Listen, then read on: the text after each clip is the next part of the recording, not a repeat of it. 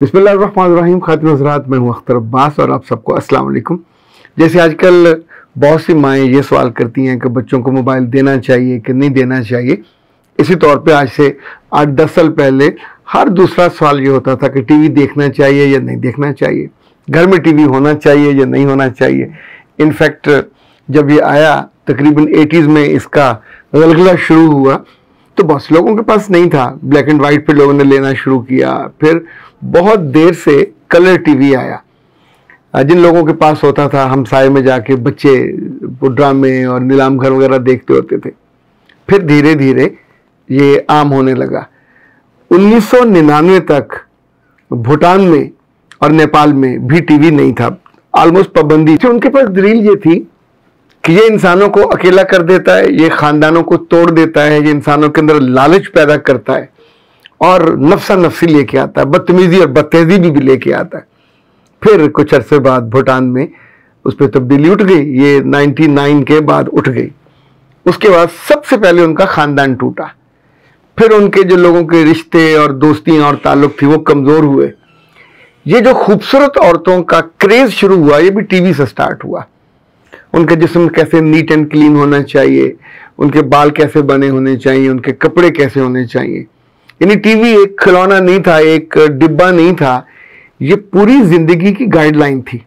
उसने बच्चों की और बड़ों की और औरतों की उंगलियां पकड़ के, उससे पहले औरतें इतनी बदतमीज नहीं होती थी, यानी ज़ाहिर बदतमीजी उसकी सृष्टि के अंदर है, पर इतनी नहीं होती थी। उससे पहले औरतें नाशुक्री होती थी पर इतनी नहीं होती थी। अपने गांव में, मरब्बों में, मियों के साथ, खानदानों के साथ वही पुराने कपड़े पहन के और एक सी जिंदगी गुजारते गुजारते 8-8, 10-10 बच्चों की अम्मा बन जाती थी। डिवोर्स नहीं होती थी, रिश्ते नहीं टूटते थे। अगर बहन 10 साल बाद भी आई तो उस घर में जहां वो आएगी वहां उसकी पुरानी सहेलियां, सखियां, जिनकी शादियां हुई होंगी, जिनकी नहीं होंगी, उन ताल्लुक को, रिश्तों को मिलने के बाद सबके घर जाया जाता था, उन्हें बुलाया जाता था। तो नतीजतन कोई लड़की या कोई लड़का अकेला जिंदगी बसर नहीं कर सकता। You need a lot of friends, you need a lot of loving people जो आपकी खैर ख्वाही चाहते हो। जो लोग शादी करके अपने गांव से, घर से चले जाते थे, उनमें से बेशतर वो होते थे जो जब आते थे तो उन सब रिश्तों को ताज़ा करते थे। ये अजाब शहरों में आया कि जहां लड़कियों ने ये कहना शुरू किया, मैं वापस आके इस घर में नहीं आऊंगी, मैं अपनी बहन को नहीं मिलूंगी, मैं भाई को नहीं मिलूंगी। और इट हैपेंड, लड़कियों ने शादियों के बाद अपनी बहनों को, माओं को और घर वालों को मिलना बंद कर दिया कि ये तो तनकीद करते थे, ये तो मेरे साथ कभी कभी सख्ती करते थे।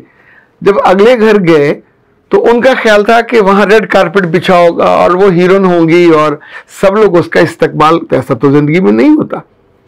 नई जगह पे जाके आपको अपनी मोहब्बत का बीज बोना पड़ता है। यू नीड टू प्रूव कि मैं सिंसियर हूं, मैं सेंसिबल हूं, मेरे अंदर कॉमन सेंस है, मेरे अंदर मोहब्बत है और मैं इस काबिल हूं कि आप मुझ पर ट्रस्ट करें।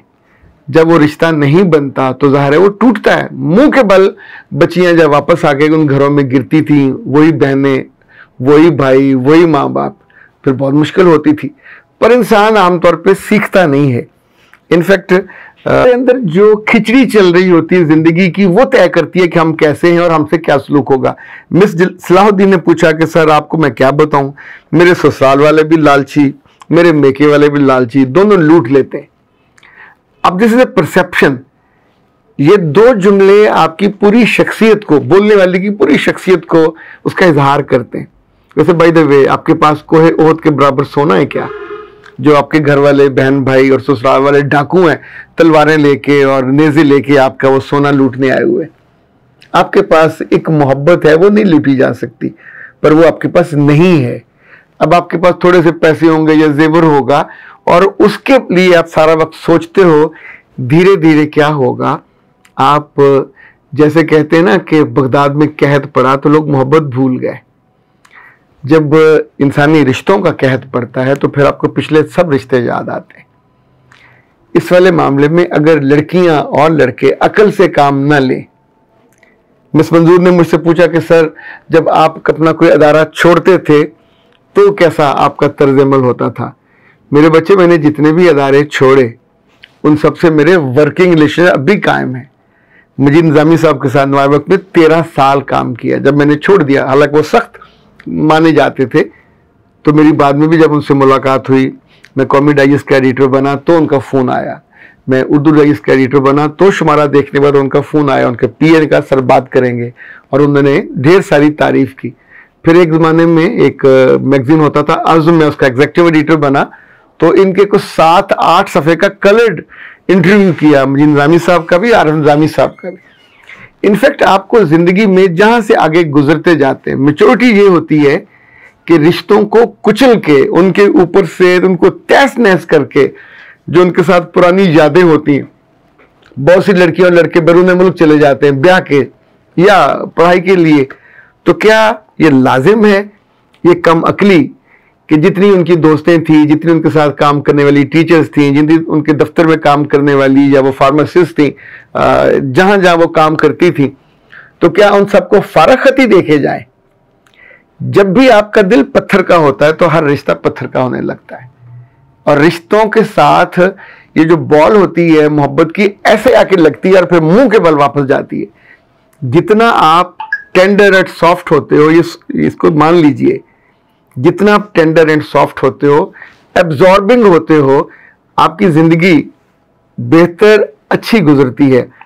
अकेले किसी एक बंदे के साथ, अकेले किसी एक खानदान के साथ, अकेले किसी एक रिश्ते के साथ जितने लोगों ने जिंदगी डिजाइन की, लाइक प्यारा इस्लाम, वो कहती हैं सर काश ये नॉलेज मैं पहले सुनती तो आज मैं बेघर ना होती, मेरे शौहर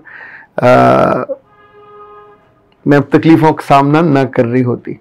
अच्छा, ये भी एक परसेप्शन है कि जब आप वहां सांप बन के ऐसे तंगड़ के खड़े हो जाते हैं तो फिर आगे से उसके दिल से उतर जाते हैं, उसके खानदान। फिर आप कहते हैं जी नंद ने निकाला, माँ ने निकाला, अब्बा ने निकाला।